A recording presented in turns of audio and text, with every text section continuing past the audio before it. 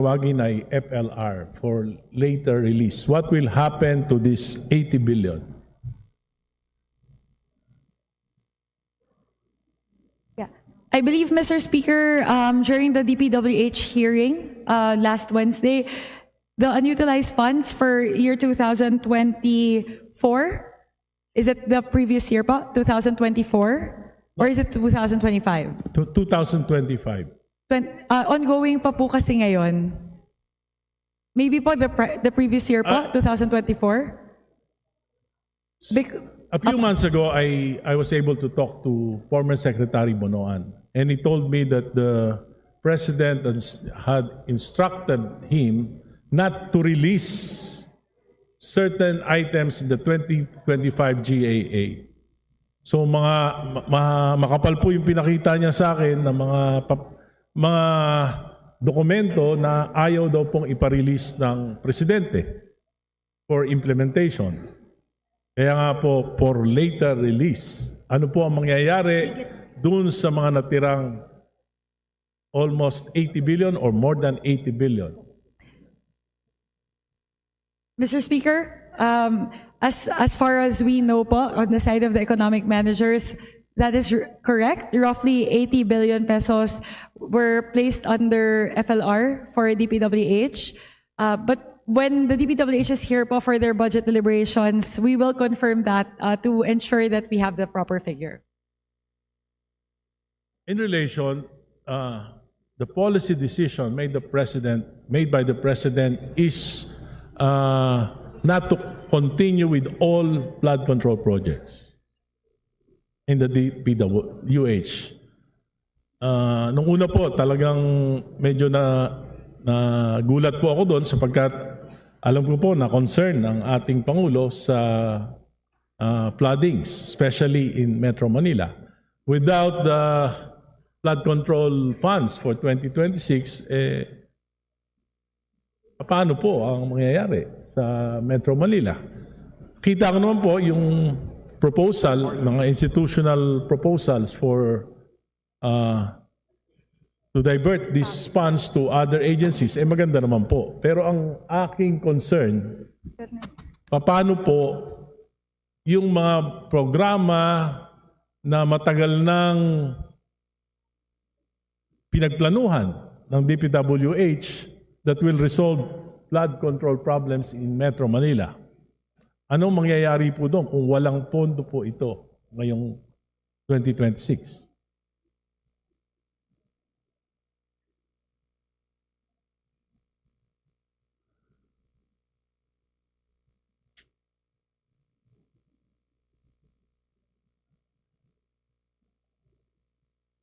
Mr. Speaker, there are still remaining funds from 2024 and 2025. Sorry, my apologies. There are still remaining funds from 2025 towards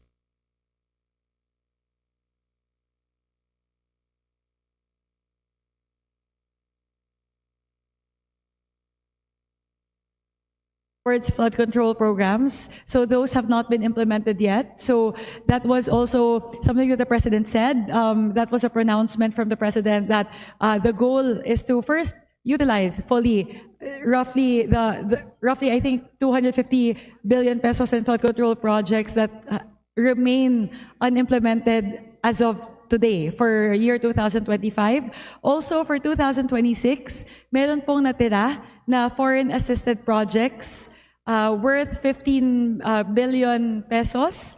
I'm getting the breakdown lang po, but I believe a huge chunk of that is for Metro Manila.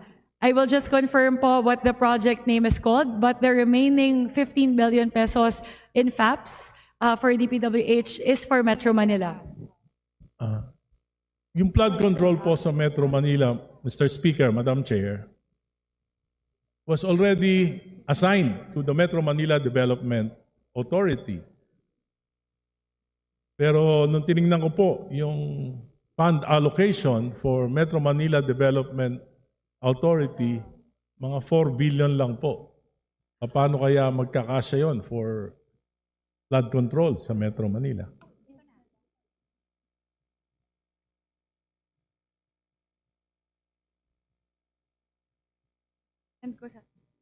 I'm just pulling out po, Mr. Speaker. Please give me a few seconds. I'm just opening po that entry for FAPS for Metro Manila.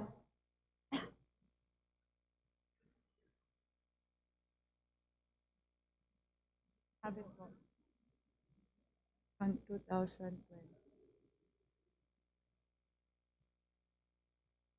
Okay na po, I have it.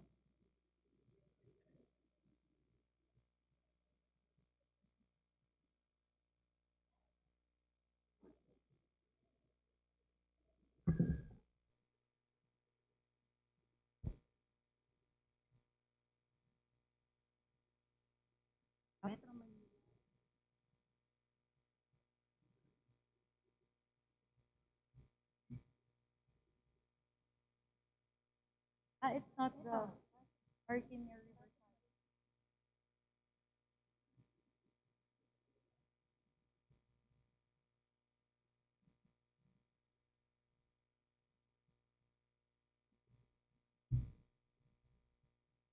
Mr. Speaker, we can confirm that the two projects that were left under FAPS for fiscal year 2026 are both in Metro Manila. The first is called the Pasig Marikina River Channel Improvement Project under a JICA loan. This is the fourth phase of the project. And the second project po is the Philippines-Korea Project Preparation Facility under the COICA loan. So both of those po pertain to Metro Manila. Madam Chair, Mr. Speaker, the projects were for the river basin, Pasig and Marikina.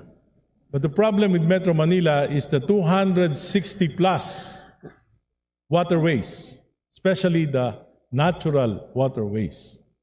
At wala pong pondo yon sa ating budget for Metro Manila Development Authority and DPWH. Together with government, clean up the river. There is also po a complementary effort on the part of the private sector to help with the desilting of waterways all over Metro Manila to complement the creation or the construction of these flood control projects. So may ganun din po. On top of, I can confirm po that the unutilized funds for flood control projects in the year 2025 roughly amounts to 250 billion pesos. So meron pa pong mga mako-construct. 250, Mr. Speaker, Madam Chair, 250 million from where?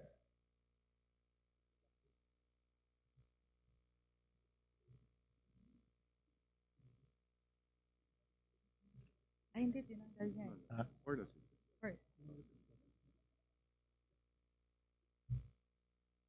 Tagal pa? Yeah, may 250 pa. 1 hour.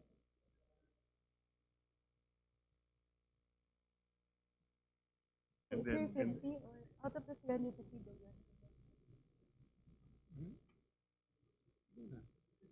Or even more? Mr. Speaker, we can again confirm this with the DPWH when they are here for their budget hearing. But out of the 350 billion in flood control projects in the 2025 GAA, roughly 250 billion of that haven't been implemented yet. So marami pa po talaga yung hindi pa na-implement na flood control projects galing po sa pondo natin sa 2025 GAA. So madami pa po na hindi pa nagagamit. Tapos may election ban pa po. And then as we know, SecVin suspended the bidding for some time. So ganun pa po. Halos 250 billion out of 350 billion pa po yung hindi nagagamit para sa flood control projects ng 2025. But the 2025 budget, certain the projects are already earmarked to certain projects that may not be the solution to the problem.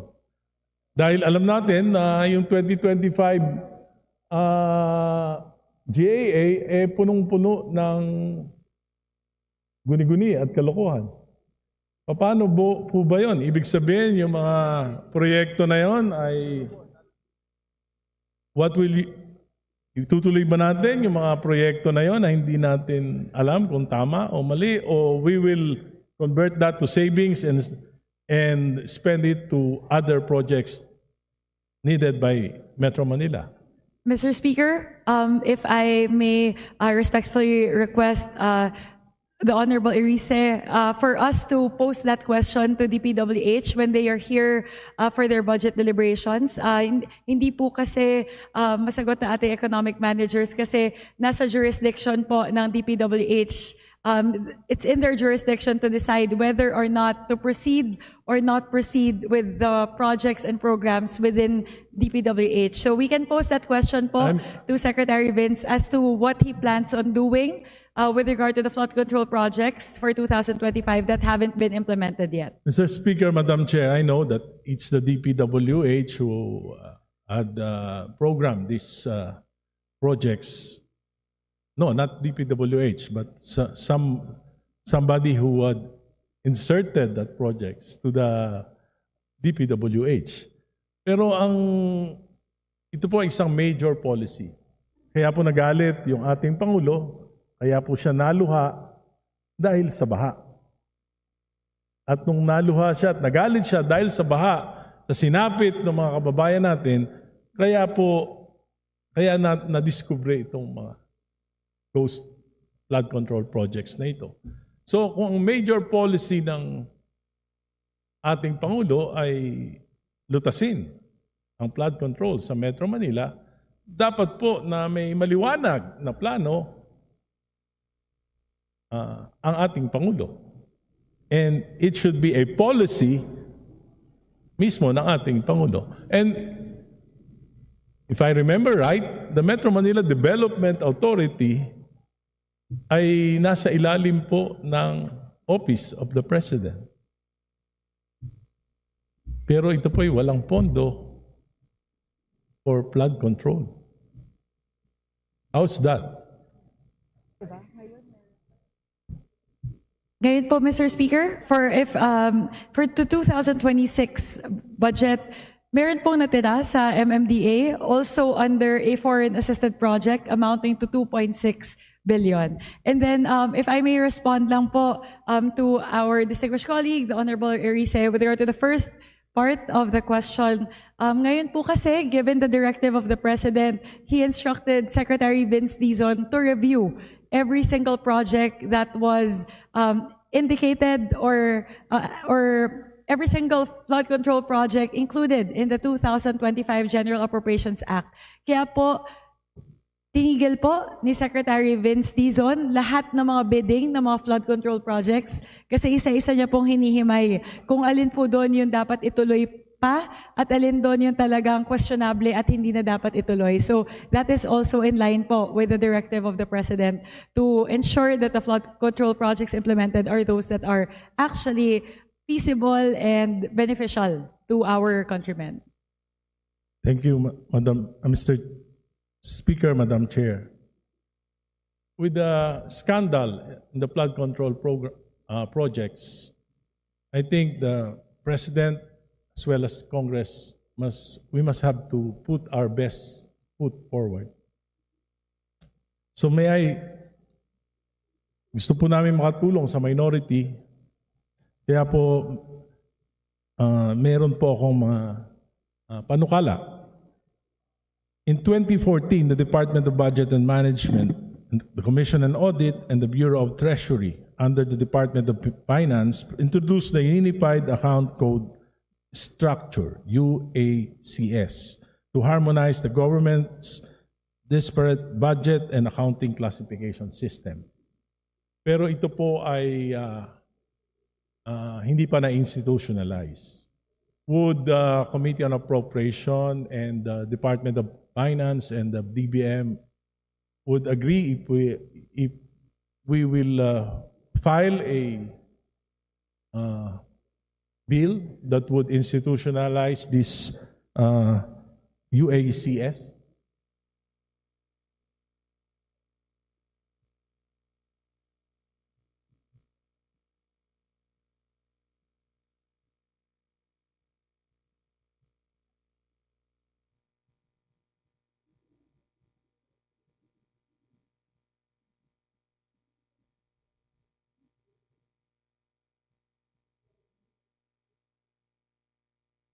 Mr. Speaker, I am just conferring po with DBM as to whether there is an existing legal basis that institutionalizes this. Otherwise po, we would be very happy po to consider the proposal. We'll just check po muna. Please give us a few seconds po.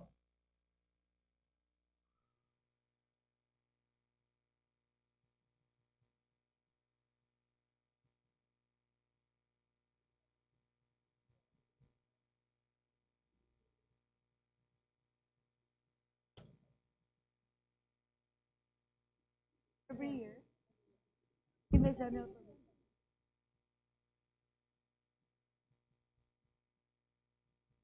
but this is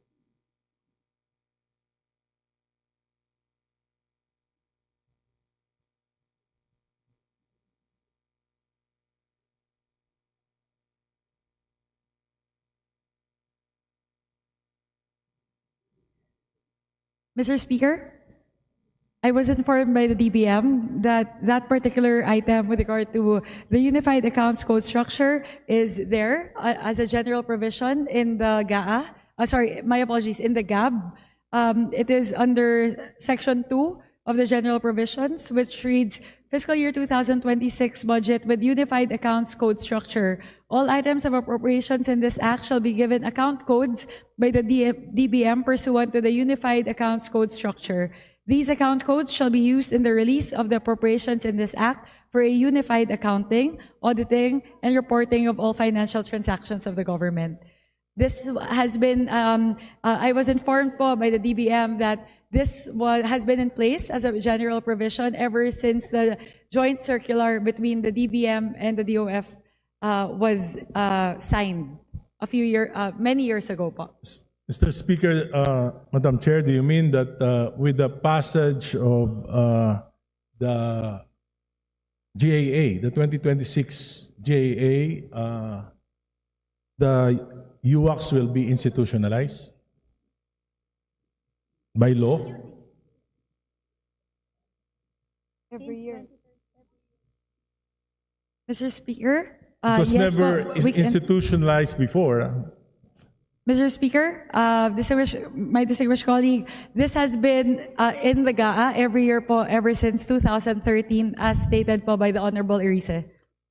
Because before, it was never institutionalized. Its adoption across agencies has been uneven, and political resistance has limited its effectiveness.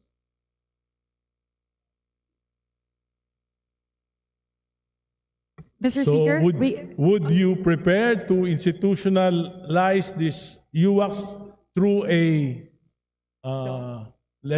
by legislation?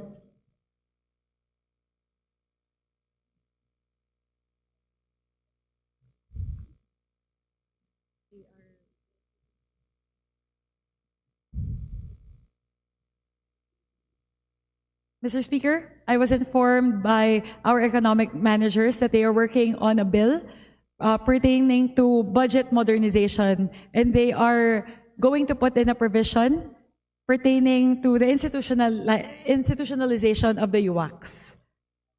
Thank you, Madam Chair. We will, As I promised, if you would I will like not take 30 minutes. Thank Apo. you. My apologies po.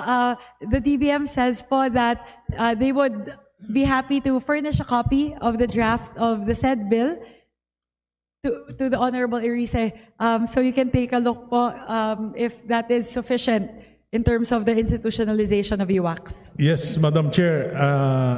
Mr. Speaker, Madam Chair, I will also give them a copy of my proposal. Thank you very much po. Thank you very much, Mr. Speaker. Thank you very much to the Honorable Senior Deputy Minority Leader. Thank you, Representative Edgar Erice, 2nd District of Caloocan City. Majority Leader. Mr. Speaker, I move to recognize Representative J.C. Abalos from 4-Piece Party List as our next interpellator. 4-Piece Party List, Representative J.C. Abalos, you are recognized, sir. Please proceed. Mr. Speaker, distinguished colleagues, as well as to our guests from the DBCC, as well as our budget sponsor, magandang gabi po. Mr. Speaker, is our distinguished sponsor willing to yield to this representation for a few questions? Yes, Mr. Speaker, I would be very happy to receive questions from the Honorable Abalos. Maraming salamat po, Mr. Speaker. Mr. Speaker, may I request our distinguished sponsor to inform us of the community-based monitoring system and its importance to our social services in the government.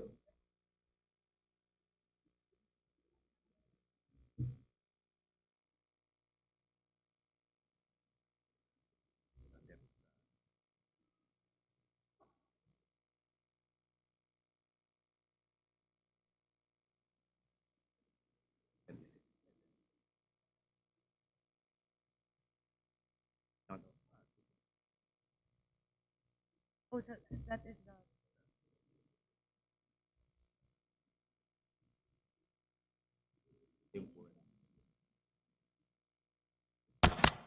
Mr. Speaker, I was informed that with regard to the community-based monitoring system, or the CBSM, around 26.3 million households participated in the 2024 CMBS out of the estimated 27.6 million households. 3 million of the said households tagged as poor and near poor were already transferred to the DSWD by the PSA. Thank you very much, Mr. Speaker. Mr. Speaker, napakahalaga po ng CBMS because it is an essential source of data for all our social services, especially for programs for poverty alleviation. In line with this, Mr. Speaker, let me read a few provisions from our CBMS law. The declaration of policy of the CBMS law provides that the state further recognizes that a system of public spending that warrants government allocation on areas and populace that are most wanting is necessary in lifting people out of poverty. Moreover, Mr. Speaker, nakalagay rin po sa definition of terms ng ating CBMS Act, it involves the generation of data at the local level, which serves as basis in targeting households in the planning, budgeting, and implementation of government programs geared towards poverty alleviation and economic development. In line with this, Mr. Speaker, may I ask our distinguished sponsor if she would agree that the CBMS data serves as the backbone of all our services, particularly those that are provided by departments and agencies such as the DSWD, DOH, CHED, DepEd, DOLE, TESDA, and several others. Does the distinguished sponsor agree with this?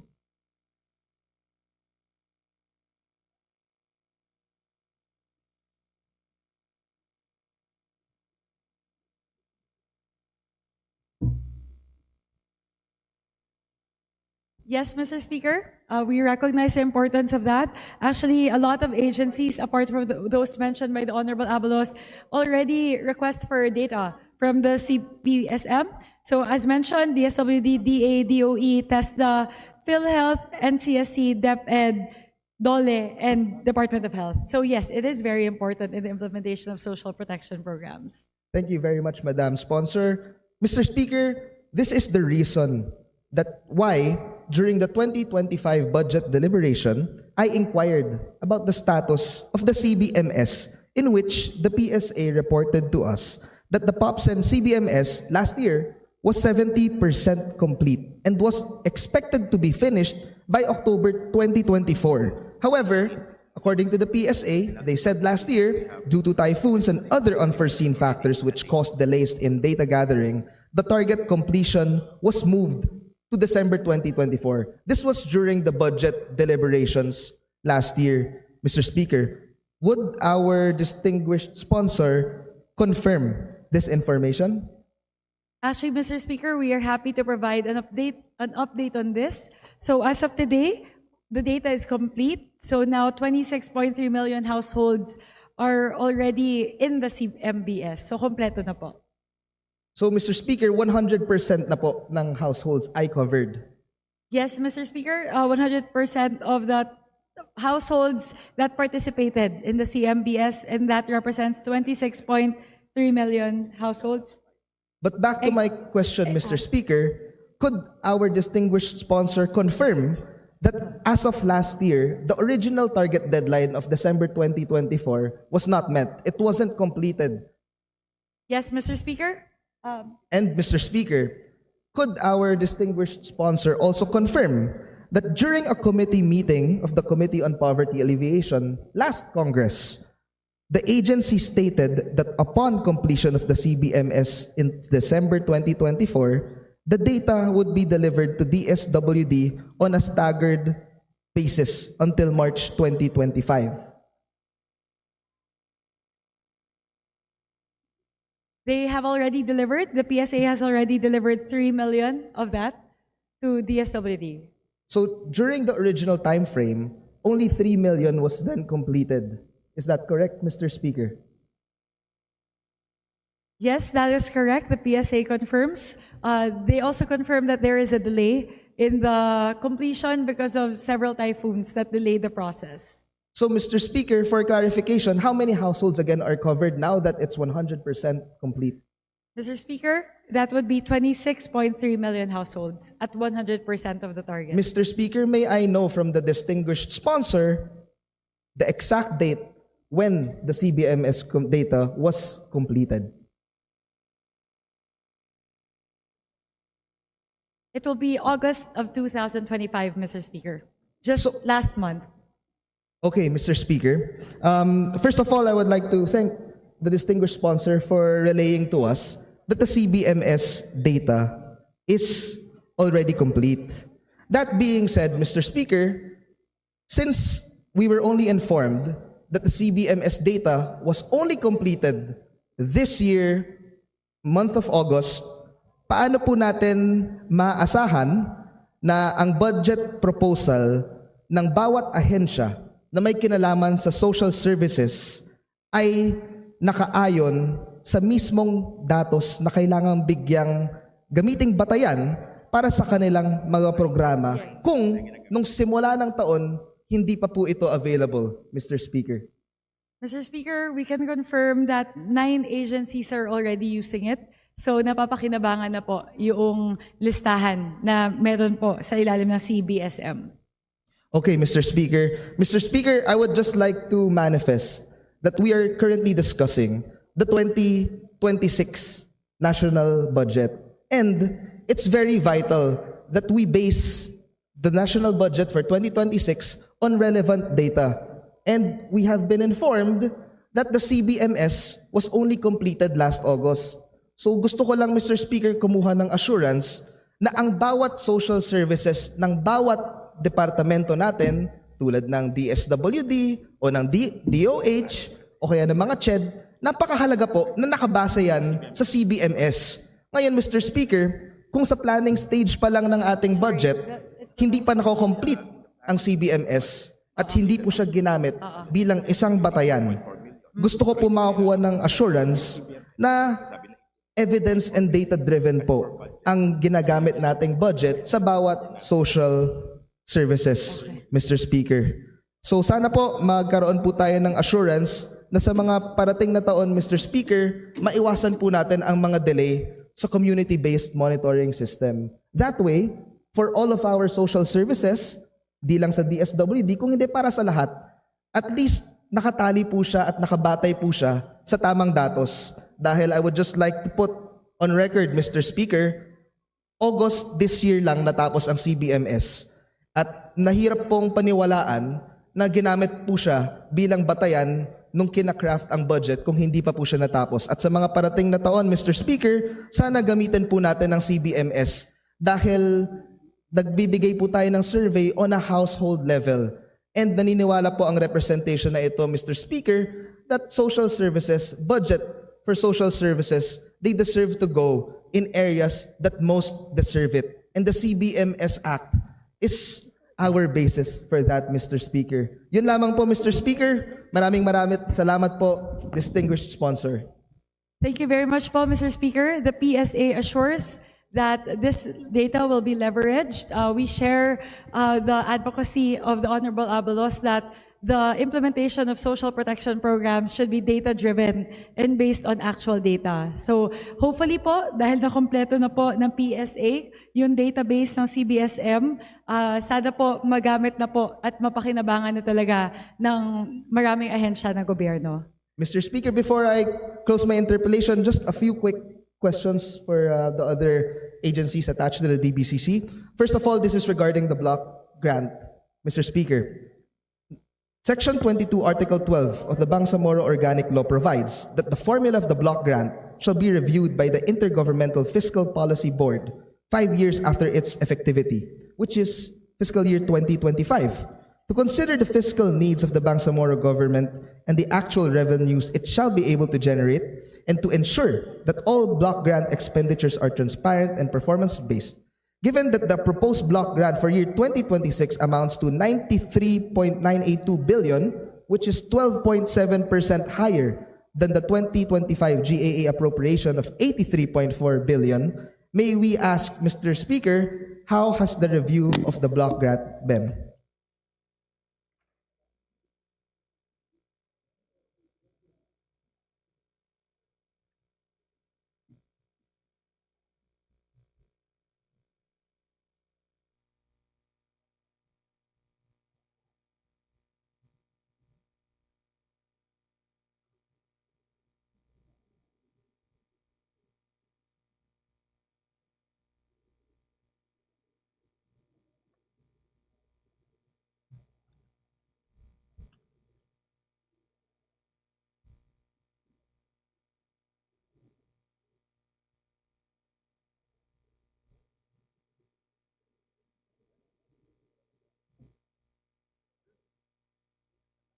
Mr. Speaker, I was informed by both the DBM and the DOF that there is a joint effort on their end to review the formula for the block grant.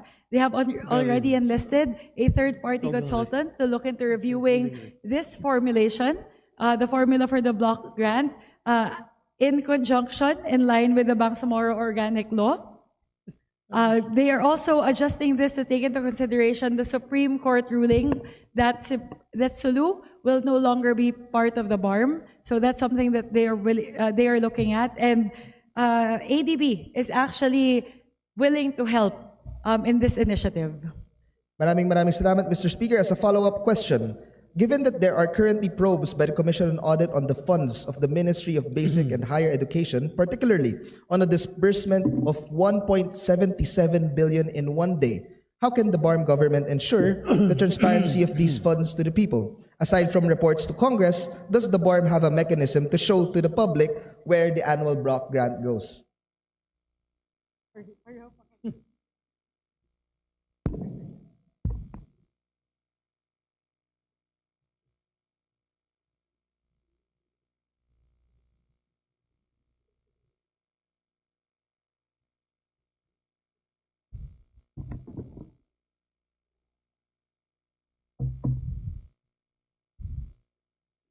Mr. Speaker, there is a general provision pertaining to this. We are just pulling up the exact provision so we can share it with the Honorable Abalos.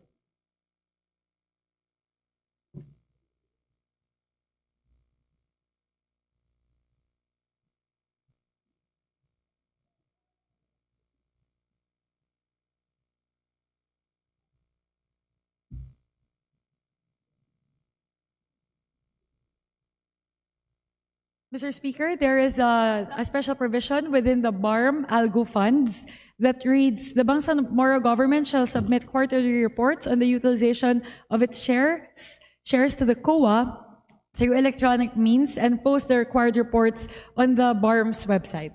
So meron pong reportorial requirement as per the general provision. Thank you very much, distinguished sponsor. Mr. Speaker, given the recent push for the transparency of the national budget, digitalization is seen as the forefront of the innovations that will return the trust of the public in the budget process. That being said, Mr. Speaker, may we ask the DBM, how much has the DBM allocated for ICT projects in total throughout this administration?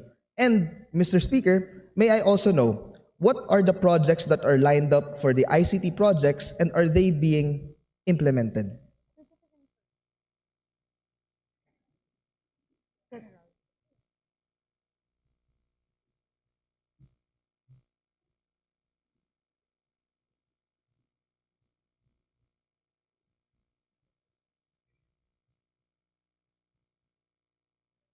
Mr. Speaker, may we inquire with our distinguished colleague if he is referring to the ICT initiatives or digitalization initiatives for the whole government, or just with regard to the PFM process? I'm referring to the digitalization initiatives of the whole government, Mr. Speaker.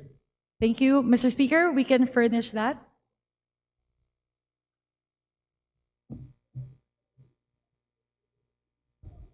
For years.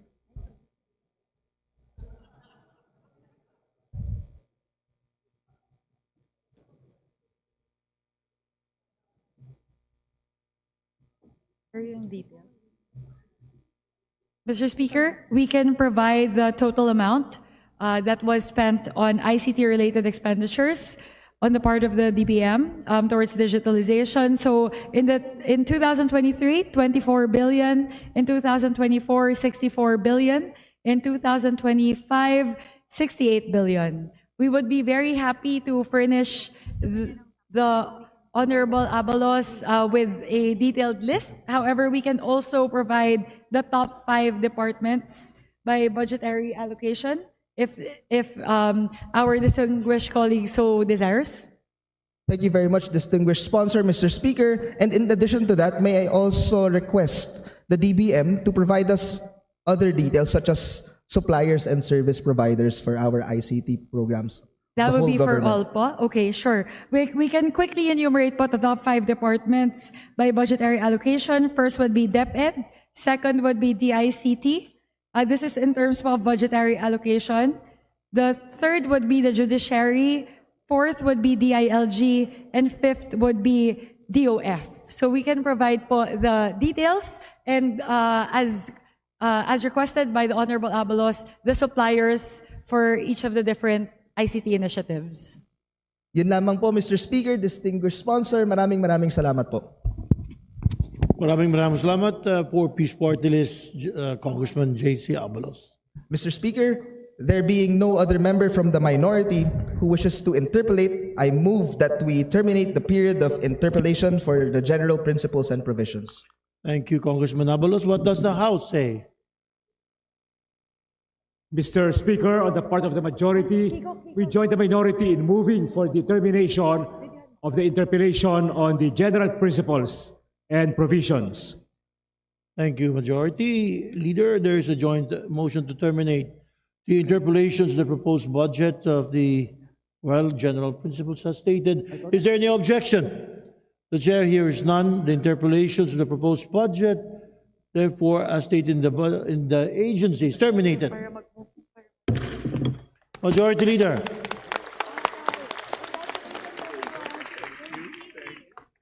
Majority Leader. Mr. Speaker, may we acknowledge Acknowledge ito. Mr. Speaker, I move that we consider the proposed budget of the Department of Finance and its attached agencies and corporations. There's a motion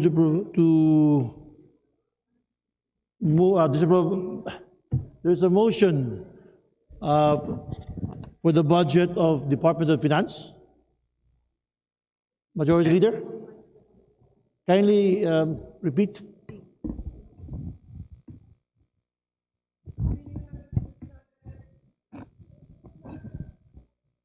Mr. Speaker, I move that we recognize Representative Swan Singh to sponsor the proposed budget for the Department of Finance and its attached agencies and corporations.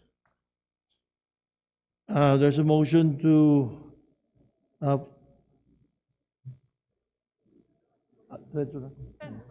may I now recognize Honorable Swan Singh to sponsor the budget of Department of Finance and its attached agency.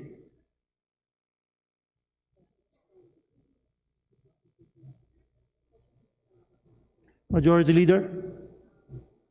Can you clarify, Majority Leader? Majority Leader? Move to suspend, Mr. There you Speaker. are. Session suspended.